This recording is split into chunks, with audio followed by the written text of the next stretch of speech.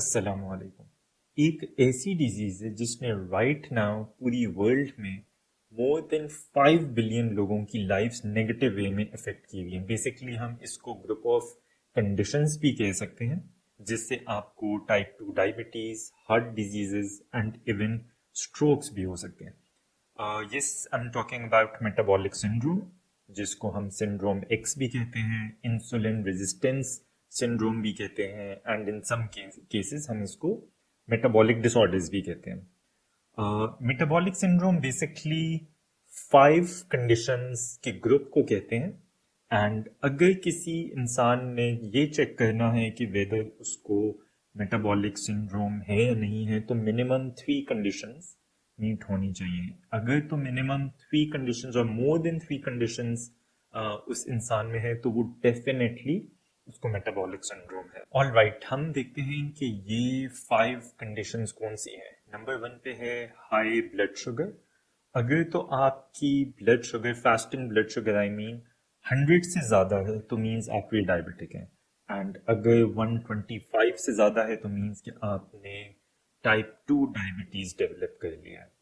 Number 2 पे high blood pressure. अगर तो आपका blood pressure is more than 130 by 85, then means क्या आपको हाइपरटेंशन है, यानी ब्लड प्रेशर के इश्यूज हैं। नंबर 3 पे low H D L, means कि जो गुड कोलेस्ट्रॉल होता है, अगर आपका लो है, मेन में अगर 40 से कम है एंड फीमेल्स में अगर 50 से कम है, तो मीन्स कि ये कंडीशन भी आपने मीट कर ली है। Okay, then we have high triglycerides.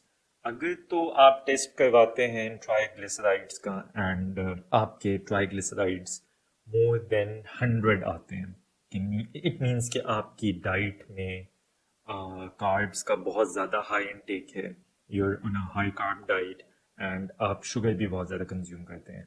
And अगर तो आपके ट्राइग्लिसराइड्स 150 से ज़्यादा है, तो then it's a dangerous thing actually.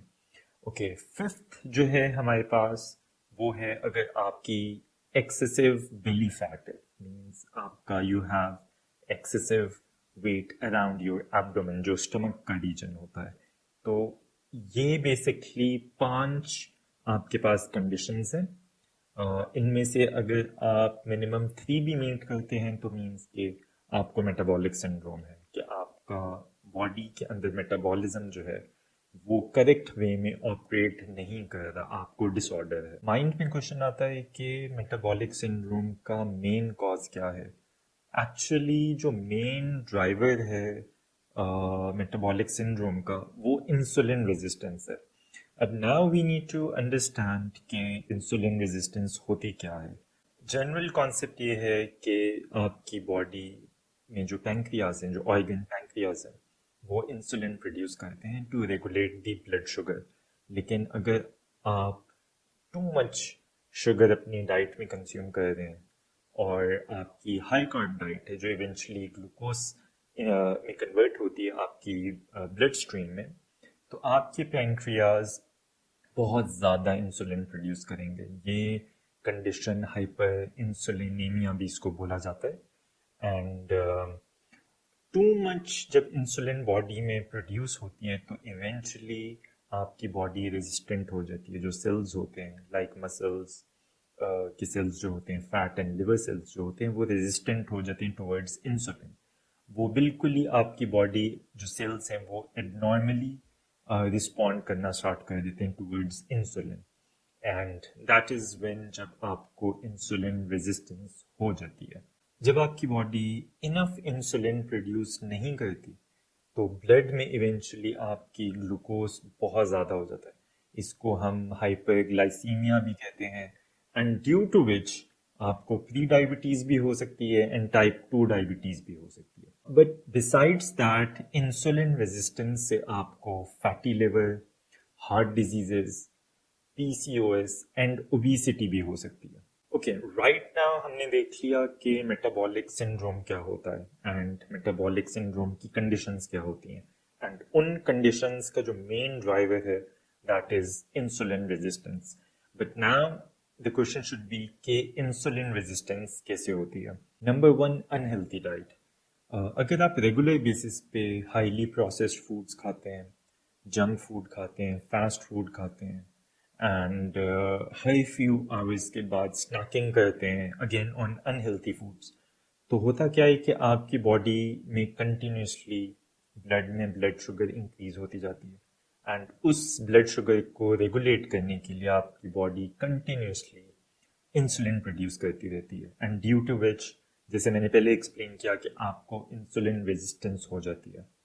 Number two is lack of physical activity, means कि आप एक्सरसाइज नहीं करते, वर्कआउट नहीं करते, वॉक रनिंग आपकी थ्रू आउट द डे कोई फिजिकल एक्टिविटी नहीं। आजकल वैसे ही हमारा लाइफस्टाइल बहुत ज़्यादा स्टेशनरी हो गया है, एक जगह पे बैठ के बहुत ज़्यादा आवर्स हम गुजार देते हैं ऑफिस में, घर पे। तो ड्यू टू पुअर एक्सरसाइज या लैक ऑफ एक्सरसाइज, आपकी जो बॉडी में ग्लूकोज होता है या स्टोर्ड ग्लूकोज होता है वो प्रॉपरली यूटिलाइज नहीं होता, आपके मसल्स में नहीं जाता। मसल्स जिनको हम ग्लूकोज पंप्स भी कहते हैं, क्योंकि जब आप वर्कआउट करते हैं, एक्सरसाइज करते हैं, वेट लिफ्टिंग करते हैं, स्ट्रेंथ ट्रेनिंग करते हैं या रेजिस्टेंस ट्रेनिंग करते हैं, तो आपकी बॉडी से जो ब्लड में जो आपके ब्लड ग्लूकोज, एक्स्ट्रा ग्लूकोज जो है वो सारा मसल्स पंप कर लेते हैं। नंबर थ्री, अगर आप ओवर वेटिंग मीन्स आप ओबीस हैं and you have extra weight around your abdomen, अगर आपके स्टमक टमी के अराउंड एक्स्ट्रा फैट है, तो इससे आप इंसुलिन रेजिस्टेंट हो जाते हैं। एक होता है सबक्यूटेनियस फैट, जो आपका स्किन फैट भी कहते हैं, बिलो द स्किन होता है, एंड एक होता है विसिबल फैट जो आपके अराउंड ऑर्गन्स होता है। ये बोथ टाइप ऑफ जो फैट्स हैं they contribute to insulin resistance. So being overweight जो है वो इंसुलिन रेजिस्टेंस को बहुत ज़्यादा प्रमोट करता है। नंबर फोर पे है क्रॉनिक स्ट्रेस। अगर तो आपको डे एंड नाइट आप स्ट्रेस लेते हैं, आपको स्ट्रेस रेगुलेट करना नहीं आता, मीन्स वर्क का स्ट्रेस है, फैमिली का स्ट्रेस है, लाइफ में डिफरेंट इवेंट्स हो रहे होते हैं डेली बेसिस पे, अगर आपको स्ट्रेस मैनेज नहीं करना आता, तो एक हार्मोन होता है स्ट्रेस हार्मोन जिसको हमको बोलते हैं कॉर्टिसोल। कॉर्टिसोल आपकी बॉडी में प्रोड्यूस होता रहता है एंड इससे आपकी बॉडी में ब्लड शुगर भी इंक्रीज हो जाती है एंड वो आपकी इंसुलिन रेजिस्टेंस को बहुत ज़्यादा वर्स कर देता है। तो अच्छा, ये मैं आपसे बात कर रहा हूँ अबाउट मेंटल स्ट्रेस। कोई भी टाइप के स्ट्रेस होते हैं, if you are eating too much junk food, if you are eating too much of carbs, आपके बॉडी के अंदर, बॉडी आपकी हर वक्त throughout the clock process कर रही है in digesting the food, and वो भी जंक फूड जो कि बिल्कुल अनहेल्थी है। तो आपकी बॉडी में एक फूड से रिलेटेड भी स्ट्रेस हो सकता है, ऑक्सीडेटिव स्ट्रेस भी हो सकता है। तो ये जब सारे स्ट्रेस कंबाइन होते हैं तो इवेंचुअली आपकी बॉडी में ब्लड शुगर इंक्रीज होती है and due to over production of insulin एक टाइम आता है कि आपकी बॉडी इंसुलिन रेजिस्टेंट हो जाती है। Number five is poor sleep या लैक ऑफ स्लीप। अगर आप प्रॉपरली नींद नहीं पूरी करते तो आपकी पूरी बॉडी का मेटाबॉलिक फंक्शन डिस्टर्ब हो जाता है, due to which blood sugar आपकी वैसे रेगुलेट नहीं करती बॉडी जैसे करनी चाहिए एंड इवेंचुअली इंसुलिन रेजिस्टेंस ही कॉज होती है। ऑल राइट, अब हमने इंसुलिन रेजिस्टेंस भी डिस्कस कर ली कि बेसिकली इंसुलिन रेजिस्टेंस कैसे होती है। Now my question should be कि इसको फिक्स कैसे किया जा सकता है या इंसुलिन रेजिस्टेंस को रिवर्स कैसे किया जा सकता है। तो इस वीडियो में मैं आपसे ब्रीफली कुछ चीज़ें डिस्कस करूंगा एंड इंशाल्लाह in upcoming videos I'll be making more videos on diabetes and how to reverse insulin resistance, including diabetes. तो इसमें मैं बस कुछ टॉपिक्स टच करूँगा। मैं चाहता हूँ कि आपकी लाइफ में मैं रियल चेंज ला सकूँ। दैट्स वाई अभी ही इस चैनल को सब्सक्राइब करें, बेल आइकन पे क्लिक करें, इस वीडियो को लाइक करें एंड अपने फ्रेंड्स एंड फैमिली के साथ शेयर करें। एंड मुझे कमेंट सेक्शन में भी बताएं कि आप कौन से टॉपिक्स पे वीडियोस देखना चाहते हैं। Number one, fix your diet. आपको रियल हेल्थी फूड खाना होगा जिसमें मीट होता है, एग्स होते हैं, बटर होता है एंड आपको सारा processed food, highly processed food and ultra processed food को अपनी लाइफ से निकालना होगा।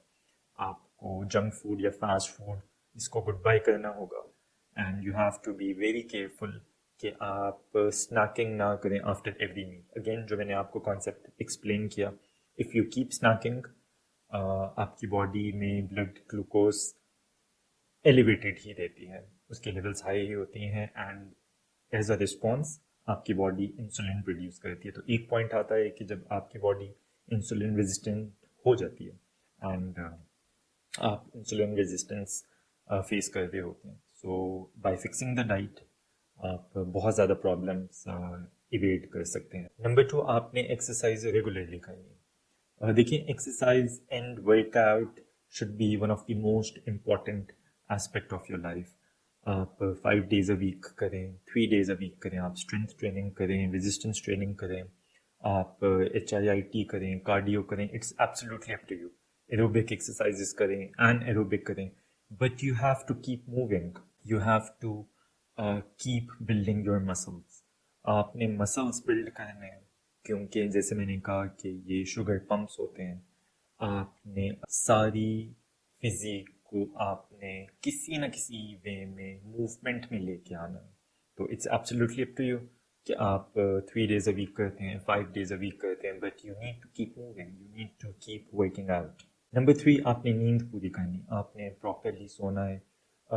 देखें, बेसिक्स ये है कि दिन में काम और रात में आराम, ये एक जनरल कॉन्सेप्ट है, एंड ट्राई करें कि आप एटलीस्ट 7 to 9 hours की प्रॉपरली नींद पूरी करें। बेस्ट होगा कि 9 PM to 4 or 5 AM आप रात को 9 बजे सो जाएं, सुबह आप 4-5 बजे उठ जाएं। ये बेस्ट टाइम होता है, इसमें ग्रोथ हार्मोन भी आपका आता है, इसमें आपके जो थ्रू आउट द डे आपने जितना वर्कआउट किया होता है आपकी मसल रिकवरी भी हो जाती है। तो आपने नींद सही पूरी करनी है। एंड यहाँ पे I would like to add one more thing कि आपने 3-to-1 प्रिंसिपल फॉलो करना है। अब ये 3-to-1 क्या है कि 3 घंटे पहले सोने से पहले आपने खाना पीना छोड़ देना है। आप कोई स्नैकिंग नहीं करेंगे, कोई टी कॉफ़ी कुछ भी नहीं पियेंगे। 2 hours पहले आपने काम छोड़ देना है। अब होता क्या है, हमारी डेली लाइफ में हम रात को सोने तक अपनी ईमेल्स चेक कर रहे होते हैं, कांस्टेंट स्टेट ऑफ स्ट्रेस में होते हैं कि ऑफिस से कोई कॉल, व्हाट्सएप, कोई ईमेल आ जाए। आपने ट्राई करना है कि ये आप डे में सारी चीज़ें स्केड्यूल करें, एंड 2 घंटे पहले सोने से पहले आपने काम सारे अपने ऊपर एक्स्ट्रा बर्डन, एक्स्ट्रा स्ट्रेस नहीं डालना। एंड 1 के 1 घंटा पहले सोने से आपने सारी स्क्रीन से दूर हो जाना है। No smartphone, no TV, no laptop, कुछ भी नहीं, कोई स्क्रीन नहीं। तो उस 1 घंटे में आप कुछ बुक रीडिंग कर सकते हैं, या आपकी कोई और नाइट रूटीन हो आप वो कर सकते हैं। तो ये स्ट्रिक्टली आपने 3-to-1 प्रिंसिपल फॉलो करना है for better sleep. Number 4, you have to manage stress. अब स्ट्रेस बहुत टाइप के होते हैं, chronic stress, डाइट से induced stress, and even oxidative stress. तो आप कोशिश करें कि आप अपने आप को ऐसी हेल्थी एक्टिविटीज़ में इंडल्ज करें जिससे आप अपना स्ट्रेस मैनेज कर सकें। हमारी आजकल लाइफ्स ही ऐसी हैं, हमारी डेली रूटीन्स ऐसी हैं जिसमें बहुत ज़्यादा स्ट्रेस होता है। सो आप अपना कनेक्शन विद नेचर अच्छा करें, ट्राई करें कोई टाइम निकालने का, no screen time, only green time, आप नेचर के साथ कनेक्ट हों, ऐसी प्लेसेस पे जाएं, ऐसी हॉबीज़ ले लें जिससे आप थोड़ा रिलैक्स भी हो जाए, माइंड भी फ्री हो जाए। सो बिकॉज जब स्ट्रेस होगा तो बॉडी में कॉर्टिसोल हार्मोन प्रोड्यूस होगा, एंड जब कॉर्टिसोल प्रोड्यूस होगा तो ब्लड शुगर आपकी ऑटोमेटिकली ऊपर जाएगी, एंड ब्लड शुगर ऊपर जाएगी तो you know the drill, insulin produce होगी बॉडी में, एंड इवेंचुअली आपको इंसुलिन रेजिस्टेंस हो जाएगी। एंड स्ट्रेस जो है वो it can take you to type 2 diabetes as well. तो आप, ये आप पे डिपेंड करता है कि आप कैसी एक्टिविटीज़ में या कैसे लोगों के साथ उठते बैठते हैं जिससे आपका स्ट्रेस रिलीज हो जाए। नंबर 5 कि आपने you will have to lose extra belly fat. देखें, ओबेसिटी किसी भी वे में एक्सेप्टेबल नहीं होती, ये इवेंचुअली कोई डिजीज़ ही कॉज करती है। So you have to make sure कि जो फैट है around your stomach, around your abdomen, वो आपने कंट्रोल करना है। जैसे मैंने पहले मेंशन किया था कि मेन में 40 से ज़्यादा आपकी वेस्ट नहीं होनी चाहिए, 40 इंचेस, एंड फीमेल्स में 35 से ज़्यादा नहीं होनी चाहिए। जितना इस नंबर को कम कर सकते हैं करें, क्योंकि ओबेसिटी जो है वो आपकी डायरेक्टली कनेक्टेड है विद इंसुलिन रेजिस्टेंस। सो आपने अपना जो वेट है वो डेली बेसिस पे मॉनिटर करना है। आपने इसको डाइट एंड एक्सरसाइज से कंट्रोल करना है। डाइट में आपने refined foods, refined carbohydrates, high sugar diet सब अवॉइड करना है, जैसे मैंने पहले मेंशन किया था। एंड अपने आप से प्रॉमिस करना है कि आपने रेगुलरली एक्सरसाइज करनी है and make it a habit, make it an essential habit of your life, कि आपने 5 टाइम्स हो 3 टाइम्स हो जैसे भी हो, but you have to keep moving. Alright, so I hope आपने इस वीडियो से काफ़ी कुछ लर्न किया होगा। मैं आपको थोड़ी सी अगर समरी दे दूं तो हमने स्टार्ट किया था विद मेटाबॉलिक सिंड्रोम, जो बेसिकली ग्रुप ऑफ 5 कंडीशंस होती हैं, जिसमें high blood sugar, high blood pressure, low HDL जो गुड कोलेस्ट्रॉल कंसिडर किया जाता है, and excess excessive belly fat and high triglycerides. ये 5 कंडीशंस होती हैं। अगर आप इनमें से मिनिमम 3 कंडीशंस भी मीट करते हैं तो आपको मेटाबॉलिक सिंड्रोम है। मेटाबॉलिक सिंड्रोम को हम सिंड्रोम एक्स भी कहते हैं, मेटाबॉलिक डिसऑर्डर भी कहते हैं, क्योंकि इसका मेन ड्राइवर इंसुलिन रेजिस्टेंस है। तो इसका निकनेम समझ लें कि इंसुलिन रेजिस्टेंस सिंड्रोम भी है। तो आपने ये सारी बातें माइंड में रखनी है। एंड मेटाबॉलिक सिंड्रोम से आपको टाइप 2 डायबिटीज़ हो सकती है, हार्ट डिजीजेस, कार्डियोवैस्कुलर डिजीजेस हो सकती हैं, एंड स्ट्रोक्स भी हो सकते हैं। जो मेन कॉज है वो इंसुलिन रेजिस्टेंस है, which happens due to unhealthy diet, आपकी poor exercise, stress, lack of sleep. And आप इसको रिवर्स कैसे कर सकते हैं? आपने हेल्थी खाना है, आपने डेली एक्सरसाइज करनी है, आपने स्ट्रेस मैनेज करना है, आपने नींद पूरी करनी है, एंड आपने जो बेली फैट है, fat around your stomach, tummy, आपने वो इन कंट्रोल करना है।